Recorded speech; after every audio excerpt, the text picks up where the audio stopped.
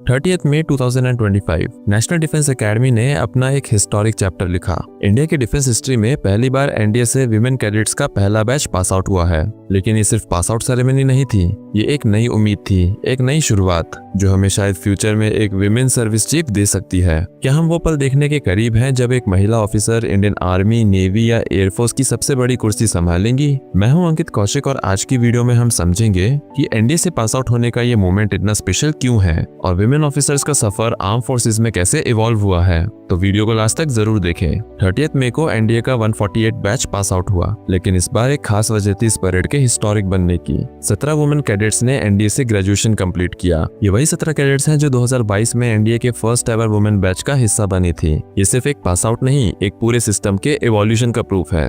आज से कुछ साल पहले तक एनडीए सिर्फ मेल कैडेट्स के लिए ही ओपन था, लेकिन 2021 में सुप्रीम कोर्ट ने एक लैंडमार्क जजमेंट दिया और एमओडी को ऑर्डर दिए गए कि अब वो विमेन कैडेट्स को भी एनडीए में शामिल करना शुरू करें। अगर हम हिस्ट्री देखें तो इंडियन मिलिट्री में महिलाओं का इंक्लूजन 1988 से शुरू होता है, जब ब्रिटिश ने मिलिट्री नर्सिंग सर्विस स्टार्ट की।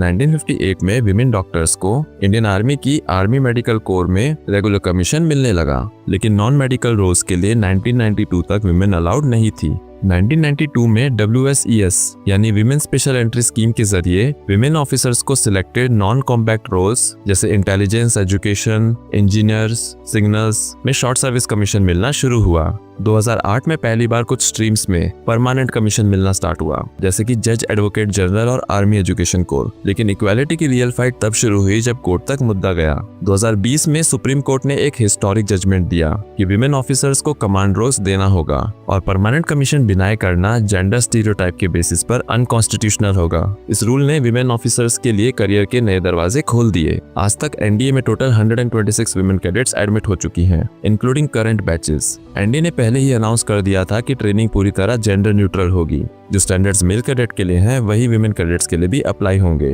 ट्रेनिंग का structure largely officers training academy, air force academy और इंडियन नेवल एकेडमी जैसी प्री एग्जिस्टिंग मॉड्यूल्स से इंस्पायर्ड है। पहले विमेन कैडेट्स के लिए अलग अकोमोडेशन था, लेकिन अब उन्हें एनडीए के एग्जिस्टिंग 18 स्क्वाड्रंस में इंटीग्रेट कर दिया गया है। यानी अब हर कैडेट, चाहे वो लड़का हो या लड़की, सेम यूनिफॉर्म, सेम स्क्वाड्रन और सेम डेली रूटीन शेयर करते हैं। 30 मई की परेड में भी विमेन कैडेट्स ने बिल्कुल सेम तरीके से मार्च किया and they looked every bit like their male counterparts. इस माइलस्टोन पर reviewing officer the general VK Singh, former chief of army staff और अब मिजोरम के गवर्नर, उन्होंने बोला, मुझे लगता है जल्दी ऐसा दिन आएगा जब इन्हीं में से कोई एक विमेन ऑफिसर एक दिन सर्विस चीफ बनेगी। और सच कहें तो अब वो पॉसिबिलिटी रियलिस्टिक लगती है। पहले women officers short service commission या डायरेक्ट एंट्री से आती थी। उनके पास वो ग्रूमिंग और लॉन्ग टर्म करियर स्ट्रक्चर नहीं था जो एक एनडीए मेल कैडेट के पास होता था। लेकिन अब एक विमेन कैडेट एनडीए से पास आउट होकर 35 to 40 इयर्स का फुल करियर प्लान कर सकती है। कमांड रोल्स जो प्रमोशन के लिए क्रूशल होते हैं, अब ग्रेजुअली विमेन ऑफिसर्स के लिए भी ओपन हो रहे हैं। इन्फेंट्री, आर्टिलरी, नेवी के वॉरशिप्स या फाइटर स्क्वाड्रंस, यही रोल्स फ्यूचर सर्विस चीफ के करियर पाथ का हिस्सा होते हैं। इवन एक रिटायर्ड एयर मार्शल ने भी कहा, ये सब पॉजिटिव है, लेकिन रियल चेंज तब होगा जब कल्चरल शिफ्ट होगा, जब विमेन लीडर्स को नॉर्मल समझा जाएगा। Policies, child care support, spousal posting, इन सब में कॉन्शियस रिफॉर्म चाहिए। बाकी आपको क्या लगता है, क्या हम आने वाले डिकेड्स में एक women army chief, navy chief या एयरफोर्स चीफ देखने वाले हैं? अपने थॉट्स कमेंट सेक्शन में जरूर शेयर करें।